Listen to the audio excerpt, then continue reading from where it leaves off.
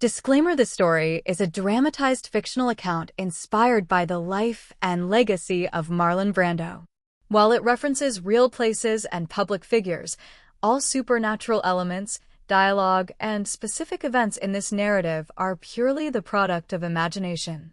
This is not a documentary or factual recounting. It is intended solely for entertainment purposes.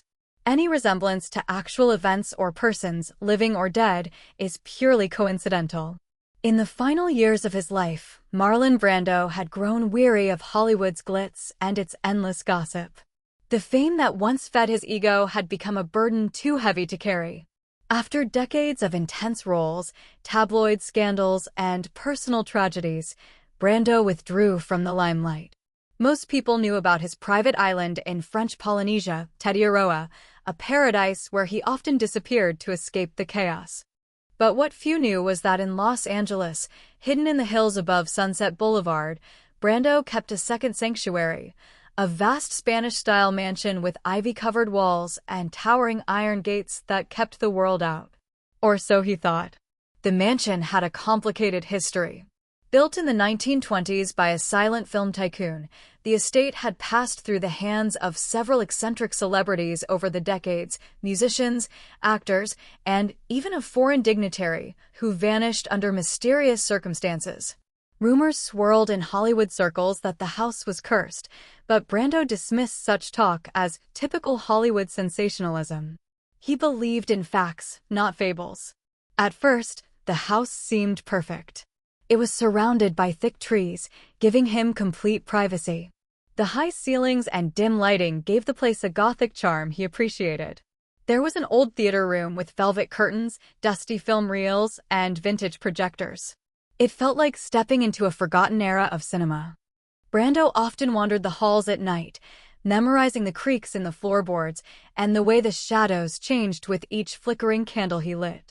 He kept a small staff, just a housekeeper named Rosa, a cook who came during the day, and a groundskeeper who rarely spoke. Despite its size, the house felt empty, silent. And yet, Brando had the unsettling sense that he was not alone. He would often stop in the middle of a hallway, sensing movement behind him, only to turn and find nothing. He blamed it on his age, on exhaustion. But deep down, he knew something wasn't right. Rosa once timidly mentioned that she didn't like cleaning the eastern wing of the house, especially the long corridor with the antique mirrors. "They reflect wrong," she whispered in Spanish, refusing to elaborate. When Brando asked the cook about it, the man chuckled nervously and said, "There's history in this house, Mr. Brando. Some history doesn't like to be forgotten." Brando waved him off, annoyed at the theatrics, but the words stuck with him. Late one night, as rain lashed against the arched windows and thunder rolled across the hills, Brando sat alone in the study reviewing an old screenplay.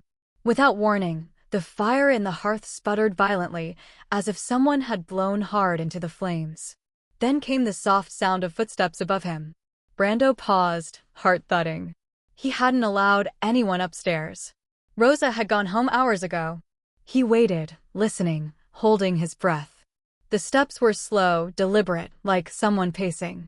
Then silence. Gathering his courage, he climbed the staircase, each step groaning beneath his weight. The hallway was dark except for the faint glow of moonlight spilling through stained glass windows. At the end of the corridor, a door stood slightly ajar, his bedroom. He pushed it open slowly. No one was inside. But the chair by the window had been turned to face the bed. And on the pillow, where his head would have rested, was a single wilted white rose. That night, sleep did not come. The next morning, Brando ordered the mirrors in the eastern wing to be covered. He told Rosa to never go upstairs again. And he began digging into the mansion's past, into every article, police record, and studio whisper he could find.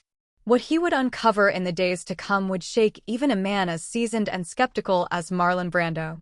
But at this point, all he knew was that the house, his sanctuary, had secrets. Dark ones. At first, the signs were subtle, so much so that Brando questioned whether they were signs at all. A misplaced object here.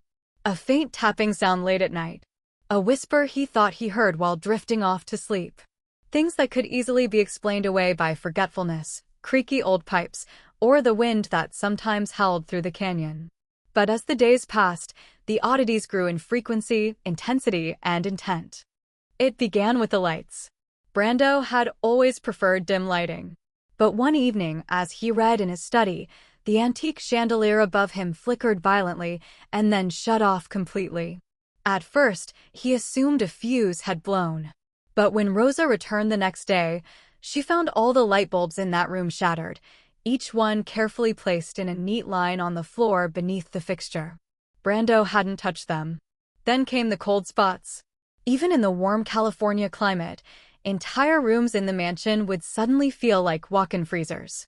The air would drop by 20 degrees within seconds, and Brando could see his breath hang in the air like smoke.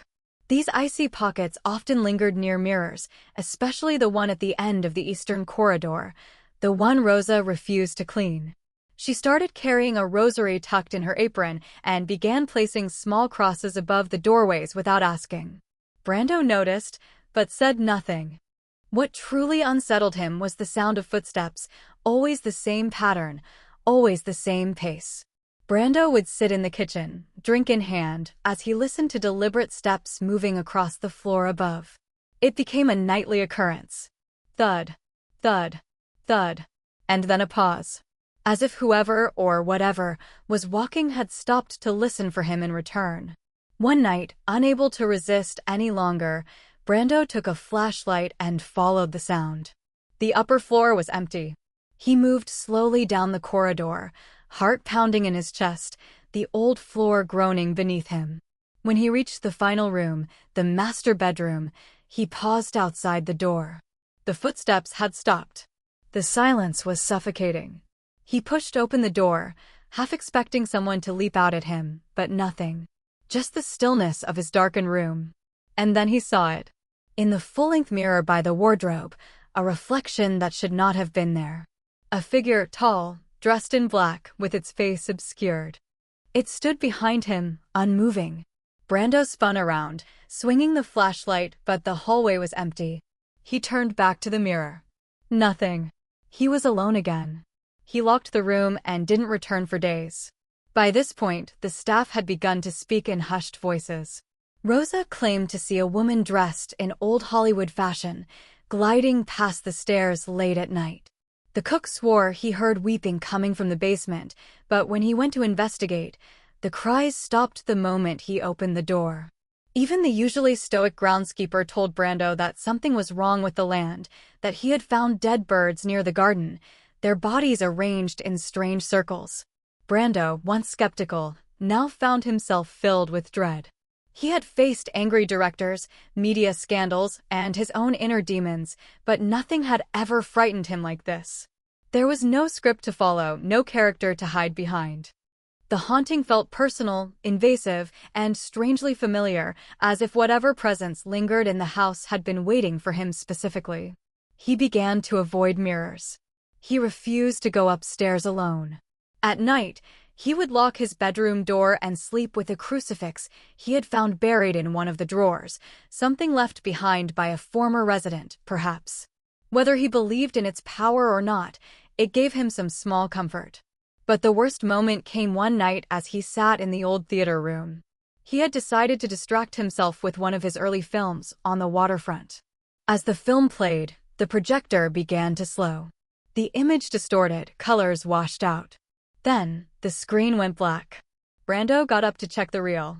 And just as he approached the projector, a voice whispered from behind him, clear, soft, and feminine. "Why did you come back?" He turned, no one was there. From that night forward, Brando knew with certainty that he was no longer alone in the house. And whoever or whatever was there did not want him to stay. In the days that followed, Brando became obsessed. He stopped filming, canceled interviews, and withdrew from the few people who still managed to reach him. Instead, he pored over old newspapers, gossip columns, and forgotten studio archives. He wasn't just trying to understand what haunted his home, he was trying to understand why. Somewhere in the tangled history of Hollywood, he believed, lay the answer. Hollywood had always been a place of shadows, both metaphorical and real.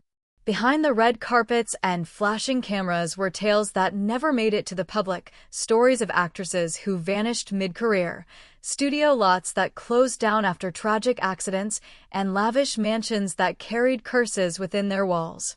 Brando had heard these stories in passing throughout his career. Back then, they were told like bar jokes. Now, they felt like warnings he hadn't listened to. He reached out to a few old friends, fellow actors and directors who had lived through Hollywood's golden years. Most were too afraid or too embarrassed to speak openly. But Jack Nicholson, always blunt, agreed to meet for coffee at a small diner in the valley. Brando barely touched his drink. "Did you ever hear about a girl named Lillian Hart?" he asked. Nicholson went pale. "Jesus, Marlon," he said. "Where the hell did you hear that name?" Brando leaned in. "I think she's in my house." Nicholson was silent for a long time. Then he sighed, rubbed his face, and finally spoke. Lillian Hart was one of those almost famous girls. Came out of Kansas, signed by Belmont Pictures around 1948. They said she was gonna be the next Bette Davis. She did one movie, Silken Night. The thing is, the film never got released. Rumor was, there was something wrong with it. Really wrong. Brando listened carefully as Nicholson went on. Lillian had been romantically involved with a powerful studio executive, a man known for his charm and cruelty in equal measure. Her career was on the rise, but after she refused to sleep her way into a major role, she was suddenly blacklisted. Days later, she vanished from her apartment in West Hollywood. Police wrote it off as a runaway case, but people whispered darker theories, that she had been silenced, that the studio covered it up. Some even said her body was hidden in the basement of the estate now owned by Brando. "People say her ghost sticks to anyone connected to the studio," Nicholson added. "Especially the ones who live in old Belmont properties." He looked at Brando seriously. "You said you bought that mansion from a silent film guy? You might want to check who owned it before that." That night, Brando returned to his mansion with a new sense of purpose. He searched through public records, digging into old property deeds. Sure enough, his mansion had once belonged to Franklin Belmont, the founder of Belmont Pictures, and the very man rumored to have had a hand in Lillian's disappearance. Suddenly, it all made sense. The vintage mirrors. The cold spots. The white rose on his pillow. Lillian had been known for wearing a white rose in her hair at premieres. The woman Rosa claimed to see gliding through the house wasn't just any ghost. She was a starlet who had died screaming in silence, her story erased from the silver screen. Brando wasn't just living in a haunted house. He was living in a crime scene that had been polished with decades of silence. His sleep grew worse. He began having dreams, long, vivid scenes set in black and white, like old films. In them, Lillian stood on a soundstage under blazing lights, mascara running down her face as a man loomed over her. She tried to speak, but no sound came out. Then she would turn, look directly at Brando, and mouth the words, "Find me." He awoke every time in a cold sweat. Hollywood had always hidden its sins beneath glamour. But now one of its ghosts had found her voice again, and she was speaking through Brando's walls. The house had always been full of mirrors, large ones in gold leaf frames, antique vanity mirrors, decorative pieces lining the corridors. Marlon Brando, once indifferent to them, began to view each one with growing unease.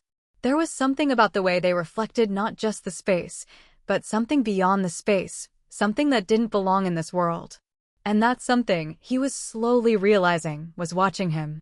It began with the mirror in the eastern hallway, the same one Rosa feared.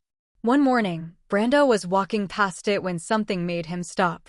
It wasn't a sound or a movement, it was a feeling.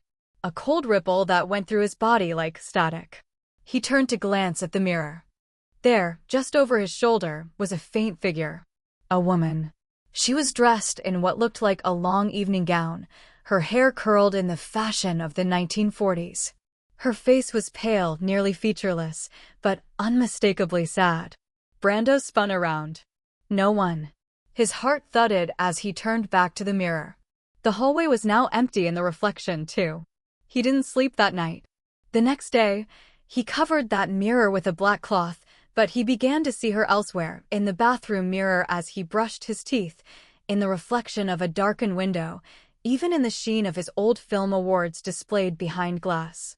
Every time, she was just out of reach, never looking directly at him, always turned slightly away, as if trapped in a moment between awareness and pain. Brando knew it was Lillian. It had to be. He remembered the rose. The one that appeared on his pillow.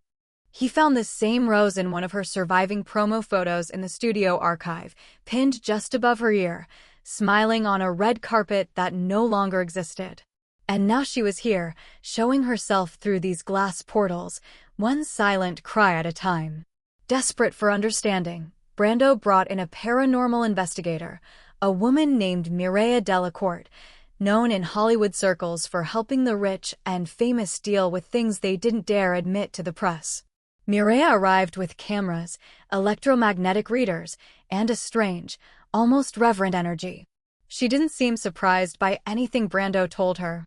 "This house," she said softly, "has absorbed tragedy. Some places don't forget." Mireia walked the halls for hours. She stopped most often by the mirrors, especially the one in the master bedroom.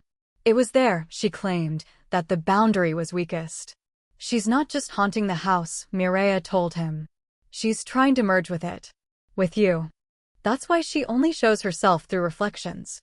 She's not ready to face the world, but she wants to be seen." That night, Brando sat alone in front of the covered mirror. He lit a single candle and removed the cloth. He waited. Minutes passed. The candle flickered. Then slowly, her image faded into view. But this time, something was different. Her eyes met his. Her mouth opened slowly, and though no sound came out, he could read her lips clearly. "You live in his house." Brando's breath caught in his throat. She wasn't just identifying herself, she was accusing him.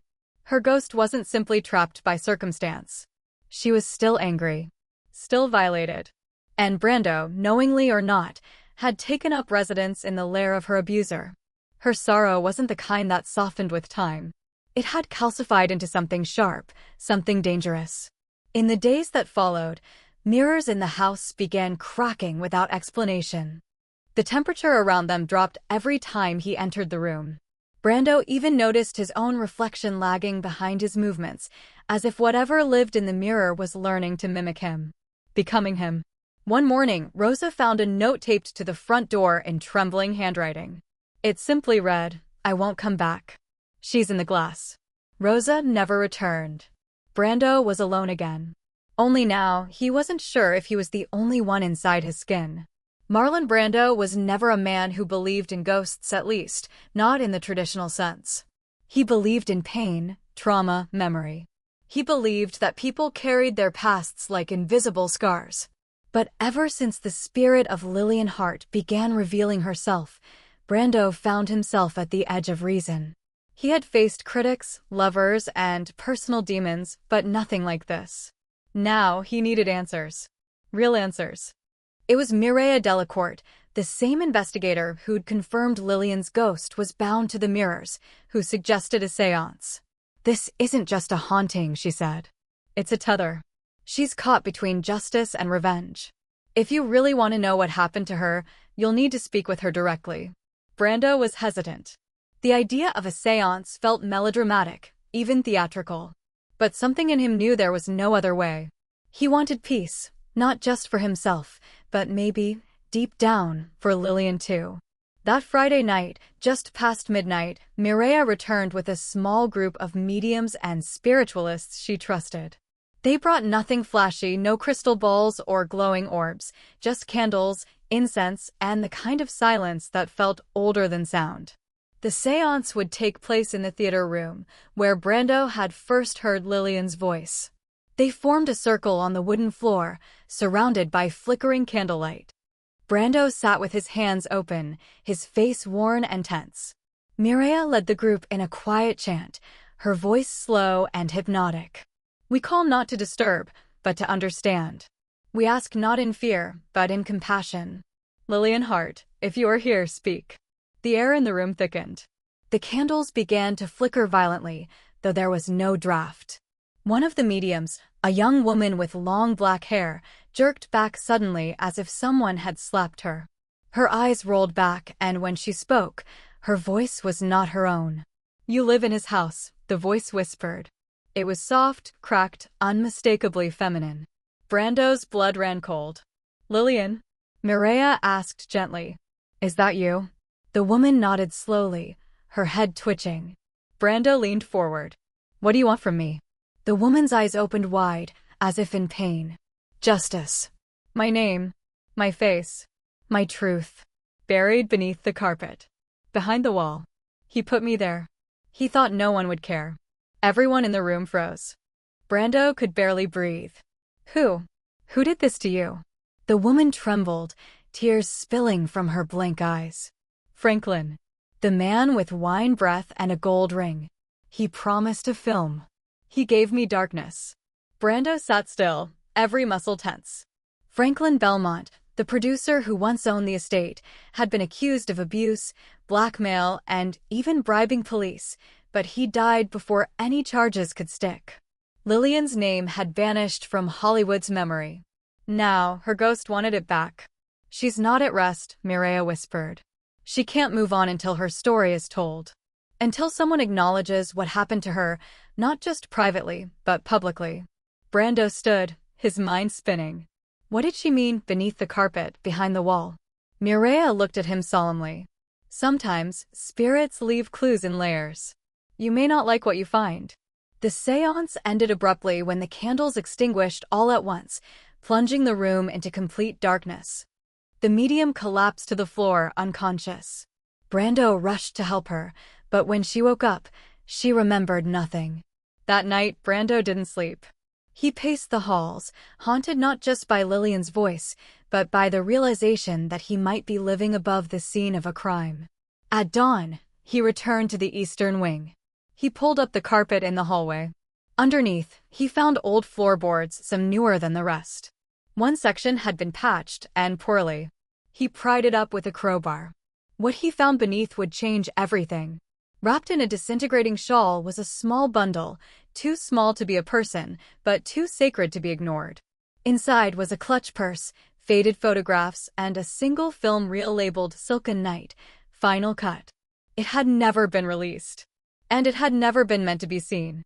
Brando sat on the floor, reel in hand, overwhelmed by a ghost's persistence. He understood now. Lillian didn't just want peace, she wanted the truth exposed. And he was the only one left who could do it. Marlon Brando stared at the dusty reel of Silken Night, Final Cut, as if it were a ticking bomb. It felt heavier than it should have, not in weight, but in consequence. This was the missing piece, the film that had vanished along with Lillian Hart nearly 60 years ago. And now it was in his hands. Hidden beneath the floorboards, wrapped like a funeral relic, it had waited patiently, untouched, until now. He didn't rush to watch it. For days, he sat with it in silence. Something about it made him nervous, not just the idea of what it might reveal, but the growing realization that he had been chosen. Lillian had led him here, step by step, haunting his reflections, whispering her story, demanding that someone finally listen. Brando, a man who had always been praised for his ability to become someone else, now found himself embodying something far more real, a reluctant witness. Eventually, he set up the old projector in the theater room, just as it had been when he bought the house. He adjusted the reel, turned off all the lights, and sat down alone. The air in the room grew still. When the projector started, the first flickers of black and white light hit the wall like a breath from the past. The footage began innocently enough.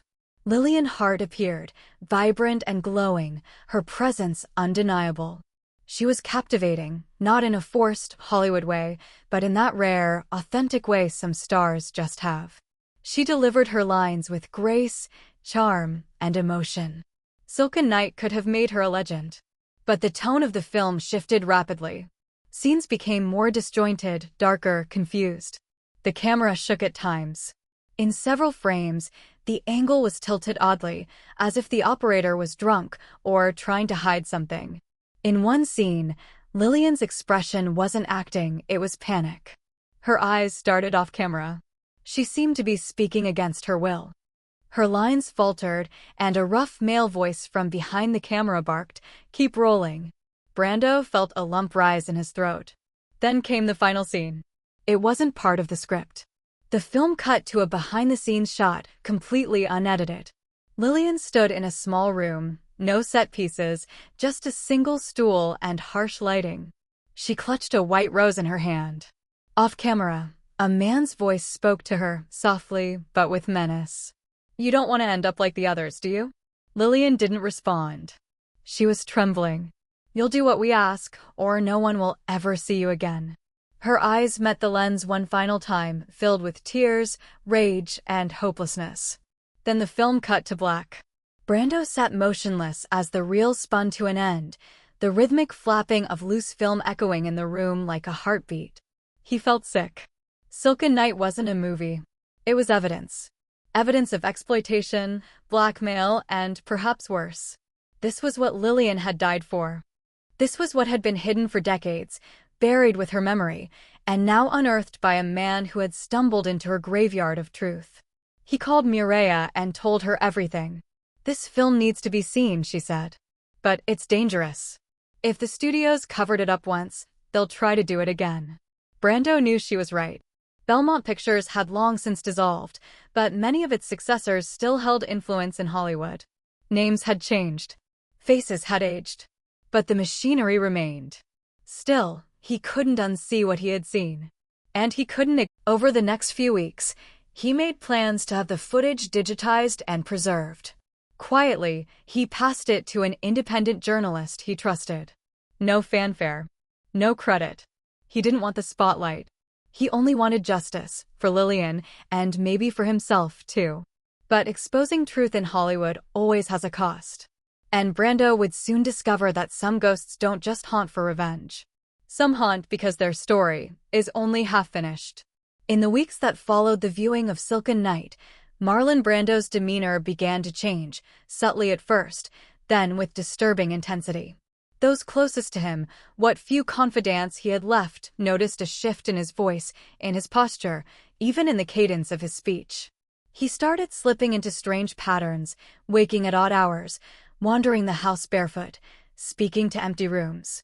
But what unsettled everyone most was how often he now stared into mirrors, for hours at a time. Brando had always been known for his eccentricities. To outsiders, this behavior might have seemed like another layer of his dramatic persona. But to those who had been in his inner circle for decades, it was clear Marlon was unraveling. Rosa, the housekeeper who had returned briefly after learning of the séance, was the first to raise alarm. She told Mireya in a trembling voice, "He's not the same. He talks like someone else sometimes. A woman's voice comes from his room at night. And the mirrors, they crack when he walks by." Mireya, both concerned and curious, came back to the mansion. She found Brando sitting at the grand piano in the music room, fingers resting on the keys, not playing. His eyes were glassy, unfocused. When she called his name, he didn't respond at first. Then, without turning, he said, "Do you know what it's like to be forgotten? To scream for decades and have no one hear you?" The voice was his, but the tone wasn't. It was Lillian. Mireya stepped back. The possession wasn't total, but it was beginning. Brando was becoming a conduit. The veil between the living and the dead had thinned so much, it was no longer clear where he ended and Lillian began. And while Lillian's pain was understandable, her presence was growing more invasive. She wasn't just reaching out, she was clinging. That night, the mansion erupted in chaos. Doors slammed without cause. Lights exploded in showers of sparks. Rosa fled the house screaming, claiming she had seen Lillian in the mirror of the main hall, weeping blood. Even the neighbors reported hearing strange operatic singing echoing from Brando's estate, melodies that hadn't been heard since the 1940s. Brando, meanwhile, was lost in a haze of memory that wasn't his own. He would describe events from Lillian's life as if he had lived them. He spoke of screen tests, studio abuse, and conversations with directors long dead. He described the smell of Belmont's cigar smoke, the texture of her dressing room vanity, the exact moment she realized her final film would never be released. Mireya knew the signs. She had dealt with hauntings before. But this wasn't just a ghost seeking attention, it was a soul that had merged with its medium. Lillian didn't want revenge anymore. She wanted rebirth. She had found, in Brando, a broken vessel. One with enough empathy, guilt, and pain to fuse with. She wasn't trying to destroy him. She was trying to become him. Mireia warned him, if you don't let go of her, she'll consume you completely. You need to perform a severance ritual. Now. Before you're gone. But Brando resisted. She was silenced. I won't silence her again. That night, during what would be his final dinner at the house, Brando stood from the table, raised a glass of wine, and began reciting lines from Silken Night. Word for word. Perfectly. Lines that were never publicly released. It wasn't memory, it was possession. His staff left the next morning. Only Mireia stayed, making one last attempt to break the bond. She prepared a mirror ritual, a final effort to draw Lillian's soul out of Brando and release it. But when she arrived in his bedroom, she found all the mirrors uncovered. Brando was sitting on the floor, surrounded by them. Dozens of reflections, all staring back with Lillian's eyes. She doesn't want to go, he whispered. And maybe I don't want her to. Then, one by one, every mirror shattered. The ritual failed. And from that day forward, Brando was never the same. Interviews were canceled. Phone calls went unanswered. Security cameras captured him pacing the halls, talking to unseen presences.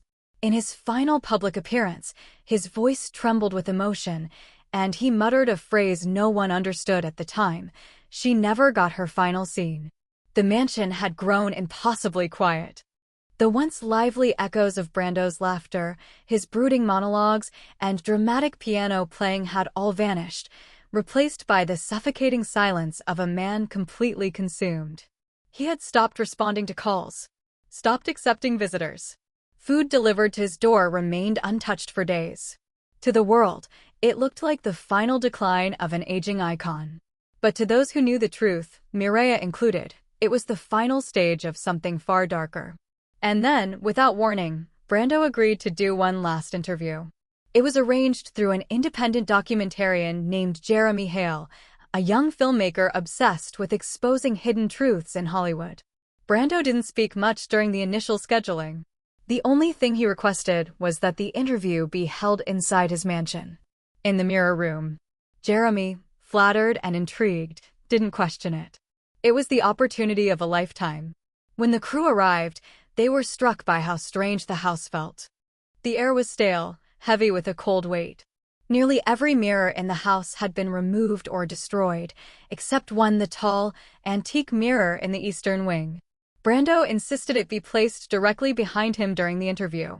Jeremy noticed his subject was gaunt and pale, his iconic voice now cracked with something between exhaustion and possession. But there was still something captivating in Brando's eyes, an intensity that seemed both ancient and borrowed. The cameras rolled. For the first 10 minutes, Brando spoke in cryptic fragments. He rambled about justice, lost voices, and the rot that lived beneath Hollywood's perfect smile. They bury people with applause, he said. They drown truth in light and call it entertainment. Jeremy asked about his health, about his legacy. Brando smiled faintly. Legacy's not what you leave, it's what you silence. I carried silence for someone. But I won't carry it anymore. Then his voice shifted. He sat up straighter. His tone grew sharper, almost feminine in its rhythm. I was promised a star. A name and lights. But he stole it. Stole everything. I begged. I fought. I screamed, but they turned the cameras off. The crew exchanged glances. Jeremy asked Marlon, "Are you speaking as yourself?" Brando didn't answer. He turned slightly toward the mirror behind him and said softly, "You're being seen now." Then, for nearly 5 minutes, he went completely still, eyes locked with his own reflection. No one on set spoke. The atmosphere was tense, like a storm waiting to break. Then, Brando stood abruptly. "End it here," he whispered. That's all she ever wanted. He walked out of the frame. The crew packed up in stunned silence. 3 days later, news broke. Marlon Brando had died in his sleep. No foul play. No illness listed. Just gone. Jeremy, shaken, reviewed the footage repeatedly. But it wasn't until weeks later that someone spotted it. In the final frame of the interview, as Brando stares into the mirror, a woman's figure can be seen behind the glass. Dressed in a 1940s gown, eyes wide, mouth open, not screaming, but smiling. It wasn't a reflection. It was Lillian Hart. The video leaked online within months, spreading like wildfire through forums and conspiracy sites. Many believed it was doctored. But a handful of older Hollywood insiders watched it and went silent afterward. Some even came forward anonymously, confirming Lillian's name, her disappearance, and the power men who tried to erase her. And as for the reel of Silken Night, it was never officially released. But a rough cut appeared one night on a private film site, posted from an unknown account. It played once, then vanished. Those who saw it swore they heard something behind the scenes between the lines of dialogue, under the film grain and static. A whisper, "He gave me my ending." And so, in death, Marlon Brando did what no one else had dared. He gave a lost starlet her final scene. He became her stage, her mirror, her voice. 81.